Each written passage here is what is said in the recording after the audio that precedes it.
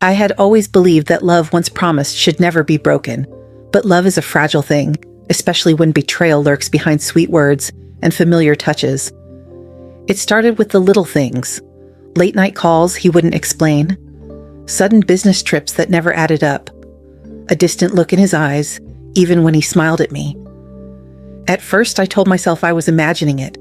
Ethan wasn't that kind of man. We had been married for 7 years. 7 years of laughter, dreams, and shared secrets. But then, I found the envelope. It was tucked inside his briefcase, sealed but slightly crumpled, as if he had hesitated before hiding it. My hands shook as I pulled out the papers inside. Divorce papers. My breath caught in my throat. Why? Why hadn't he told me? And then I saw it, the date on the documents. They had been prepared 3 months ago. 3 months. That meant he had been planning this for a while. I felt sick. Had every kiss, every touch, every I love you been a lie? But the worst part? He hadn't filed them yet, which meant he was waiting for something. Or someone. I forced myself to stay calm. Crying wouldn't help me now. If Ethan thought he could discard me like an old, unwanted thing, he was wrong. I wouldn't let him humiliate me. If he was planning to leave me, then I would make sure he regretted it, because I wasn't the kind of woman men walked away from. I was the kind of woman who turned the tables. That night, I lay beside him, my heart pounding as I listened to his steady breathing. How many times had he held me, knowing he was planning to leave? The anger inside me simmered. I wouldn't let him win. The next morning, I acted normal, maybe even too normal. I kissed him softly when he left for work, just like always. I packed his lunch, just like always. But this time, I wasn't just his devoted wife. I was his worst nightmare waiting to unfold. The first thing I did was check our finances. I wasn't naive. I knew money played a part in every betrayal. And I was right. He had been moving money. At first, it looked normal, small transfers here and there. But when I looked closer, I saw the pattern. He was emptying our accounts. Bit by bit, he was shifting funds into a new bank account, one under a name I didn't recognize. A woman's name, Sabrina Haynes. My hands trembled as I stared at the screen. I wasn't just losing my husband. I was being replaced. I closed my laptop, my mind racing. Who was she? How long had this been going on? I needed more proof, more control. So, I did what any woman in my position would do. I played the role of the perfect wife. That night, when Ethan came home, I greeted him with a smile. I laughed at his jokes, cooked his favorite meal, and even let him hold me in his arms. And when he whispered, I love you, I whispered it back. Because now, this wasn't just about betrayal. This was about revenge. I wasn't going to cry. Tears wouldn't save me. Tears wouldn't stop him. Instead, I would make him suffer the way he planned to make me suffer. The next day, I dug deeper. If Ethan was stupid enough to cheat, he was stupid enough to leave a trail. I started with his phone. He never let it out of his sight, but that night, when he went to shower, he left it charging on his nightstand. I had exactly 5 minutes. My fingers moved fast, my heart pounding as I unlocked it. Same passcode, fool. The first thing I checked was his messages. There she was, Sabrina.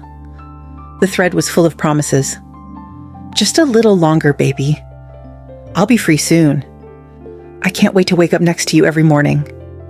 I clenched my jaw. He was planning a whole new life with her.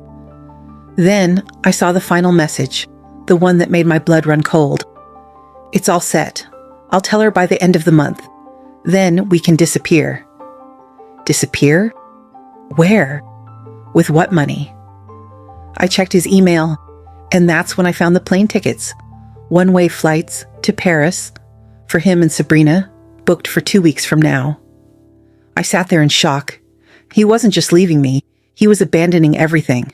Our house, our marriage, me, and he thought he could get away with it. Not a chance. I put his phone back just as I heard the water turn off. Sliding into bed, I felt his arms wrap around me. He had no idea I knew, but soon he would, and when he did, I'd make sure he regretted ever meeting me. I barely slept that night. My mind raced with plans, possibilities, and revenge. Ethan had made one fatal mistake. He thought I was weak. He thought he could plan my destruction while sleeping beside me every night. But now, I was the one planning his. The next morning, I played my part perfectly. Soft kisses, loving smiles, a wife too blind to see the knife in her back. But as soon as he left for work, I got to work too. Step 1, secure my finances. I drained our joint savings account before he could. Half of it was legally mine, and I took every last cent. Step 2, destroy his plans. I called the airline and canceled his flight. If he wanted to run away, he'd have to buy new tickets, and that would take time. Time I would use against him. Step 3, meet the other woman. I wasn't just going to sit back and let Sabrina win. I needed to see her. And thanks to Ethan's messages, I knew exactly where she worked. She was a realtor, selling dreams to happy couples while sneaking around with my husband. I walked into her office that afternoon, my heart pounding, but my face calm. "Hi," I said sweetly to the receptionist. "I have an appointment with Sabrina Haynes." The woman nodded. "She's just finishing up with a client. Have a seat." I smiled. "Oh, I'll wait." Because when I finally came face to face with the woman who thought she could steal my husband, she'd realized she was the one being played. Sabrina stepped out of her office all confidence and charm, her heels clicking against the floor. She was younger, yes, but not special. Just another woman who thought she had won because she was the new toy. Her smile was polished, professional. "Hi, I'm Sabrina. How can I help?" Then her eyes met mine. I saw it, the flicker of recognition, the quick inhale of breath. She knew exactly who I was. I smiled, tilting my head. "Hi, Sabrina. I just wanted to meet the woman my husband is leaving me for." Her face paled. I don't know what you're talking about." "Oh, don't do that." I laughed softly, leaning in just enough to make her uncomfortable. "You didn't think he'd lie to me forever, did you?" She swallowed, glancing at the receptionist as if she could escape. I stepped closer. "Tell me, Sabrina, what has Ethan promised you? A house? A ring? A life in Paris?" She flinched. That was all the confirmation I needed. "Oh, sweetheart." I sighed dramatically. "Did he tell you how he was planning to fund this little escape?" Her lips parted, but she said nothing. I leaned in, lowering my voice. "Because let me tell you a secret, he has nothing." Her brows furrowed. Doubt. "Good. You really think he's been saving up for your Paris dream?" "Number. He's been draining my money, our money. He's been lying to you just like he's been lying to me." Her expression twisted into uncertainty, but I wasn't done. I wanted her to feel sick. "You're not special, Sabrina, just temporary." I let those words sink in before delivering the final blow. "And when he gets tired of you, guess what? He'll replace you too." She was shaking now, confused, exactly where I wanted her. I took a step back, smiling. "Have a good day, Sabrina. I hope Paris works out for you." Then I turned and walked away. Because I wasn't just taking Ethan down, I was turning them against each other. And I was just getting started. I walked out of that office feeling powerful, but I wasn't done yet. Sabrina was shaken, but I needed her to be furious, suspicious, ready to burn Ethan's world down. So I gave her a little push. I pulled out my phone and sent her a message from a new untraceable number, unknown number. "Ask Ethan about the other woman." It took exactly 5 minutes before my phone buzzed again. "Sabrina, who is this? What other woman?" I smirked, but I didn't reply. Let her spiral, let her question, let her lose sleep. Ethan had been feeding her lies, making her feel like the only one. Now she'd start wondering. Step 4, expose his secrets. Ethan wasn't just betraying me, he was committing fraud. See, I had checked more than just his messages and flight bookings. I had dug into his finances, and guess what? He had been faking business expenses. His company paid for things like travel and client dinners. But Ethan, he had been charging personal expenses as business costs. Hotels, fancy gifts, expensive dinners, all under his company's account. If his bosses found out, he'd lose everything. I gathered every piece of evidence, screenshots, emails, bank statements. Then I emailed it, anonymously, to his company's HR department. I sat back and smiled. Now, the real fun would begin. That evening, when Ethan walked through the door, he had no idea his world was about to collapse. I greeted him with a warm smile. "Hey, honey, how was your day?" He kissed my cheek, kissed me, as if he wasn't planning to leave me in 2 weeks. I held back a laugh. Enjoy it while you can, Ethan, because by this time tomorrow, he wouldn't have a job. And Sabrina? She'd be too busy questioning his lies to be his escape. The walls were closing in, and I was the one pulling the strings. The next morning, Ethan left for work like it was any other day. Oblivious, clueless, arrogant, but I knew what was coming. By noon, I got the first update. A source from inside his company, a friend I'd made over the years, sent me a text. Friend?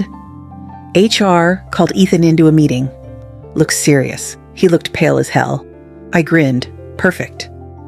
By 2 p.m., another update. Friend? He stormed out of the office. Security escorted him. Fired on the spot. I could almost hear his panic. His entire future gone in an instant. I waited. I wanted to see how long it would take before he told me. By 5 p.m., my phone rang. Ethan. I let it go to voicemail, then another call, and another. By the 5th, I picked up, feigning concern. Hey, babe, everything okay? His voice was frantic. Mia, something happened. I work. He let out a shaky breath. I got fired. I gasped, pretending to be shocked. What? Fired? But why? I don't know, he snapped, voice tight with frustration. Someone sent them fake accusations about me. They said I was misusing company funds, that I was committing fraud. I bit my lip to stop from laughing. Oh, Ethan, it wasn't fake. I played my role perfectly. A supportive wife, a confused, worried partner. Baby, this is insane. Who would do that to you? I don't know, he hissed. I'll figure it out. I need to think. Oh, of course, I said sweetly. Come home, we'll figure it out together. He sighed. Yeah, okay. He still didn't suspect a thing, but while I was busy tearing apart his professional life, Sabrina was about to destroy his personal one. At exactly 7 p.m., just as Ethan was about to walk through the door, there was a knock. I opened it, acting surprised, and there stood Sabrina, her face red, eyes furious, hands gripping her phone as if it held every betrayal. Tell your husband to come outside, she hissed. All right, now. And just like that, the final phase of my plan had begun. Ethan walked into the living room, running a hand through his hair, completely drained. He hadn't even noticed Sabrina standing there until she spoke. You lying, disgusting bastard. His body stiffened. He turned to see her and all the color drained from his face. Sabrina? He stammered. What are you doing here? She let out a sharp, humorless laugh. Oh, I don't know, Ethan. Maybe I just wanted to stop by and see the man who's been playing me for a fool. His eyes darted to me. Panic. Pure, raw panic. Mia, what's going on? I crossed my arms, tilting my head. I was just about to ask you the same thing, sweetheart. He turned back to Sabrina. Babe, listen to me. Don't. She held up her phone, shoving the screen in his face. Who the hell is Isabel? Ethan flinched, his mouth opened, then closed, trapped. Oh, what? Cat got your tongue? She sneered. Tell me, Ethan, when were you planning to inform me that I wasn't your one and only? I pressed my lips together, pretending to be horrified. But inside, I was screaming with laughter. Sabrina turned to me suddenly. Did you know about this? I blinked innocently. Me? No. I had no idea Ethan was seeing someone else. I turned to him, my voice trembling. Ethan, how could you? His eyes darted between us. 2 women, 2 furious women, and he had nowhere to run. Mia, you have to believe me, Sabrina cut him off. Don't even try. I did my research. Isabel wasn't just a fling, was she? You were planning to marry her, weren't you? Ethan's breath hitched. Boom. The final nail in his coffin. My eyes widened. Mary? I whispered, stepping back like I was shattered. Ethan, tell me she's lying. Silence. Sabrina scoffed. Yeah, that's what I thought. Ethan turned to me desperately. Mia, please, I swear it's not what it looks like. Oh, I sniffled. So, you weren't planning to leave me for a younger woman? And you weren't going to take my money to fund your new life? His face crumbled, his lips parted, but he had no defense. Because now he knew. He knew that I knew. Sabrina exhaled sharply, stepping back. I'm done. Keep your pathetic excuses. She turned to me, eyes softening slightly. Mia, I don't know if you were in on this, but I hope you get away from him too. I gave her a sad smile. Oh, don't worry. My voice dropped, just loud enough for Ethan to hear. I already have a plan. Sabrina gave me one last look before turning on her heel and storming out. As the door slammed shut, Ethan finally cracked. He turned to me, face red with fury. What the hell did you do? I looked at him calmly. I don't know what you mean, darling. You... He let out a bitter laugh, shaking his head. You set me up, didn't you? I stepped closer, meeting his eyes. Cold, calculated, unapologetic. I didn't set you up, Ethan, I whispered. I just let karma do its job. And now, it was time for the grand finale. Ethan's face twisted in rage, his hands balled into fists, his breathing ragged. I had never seen him this unhinged before. You think you won? He seethed. You think this is over? I tilted my head, a slow smirk spreading across my lips. Oh, Ethan, it hasn't even started yet. His jaw clenched. You have no idea what you've done. I let out a small amused chuckle. Oh, but I do.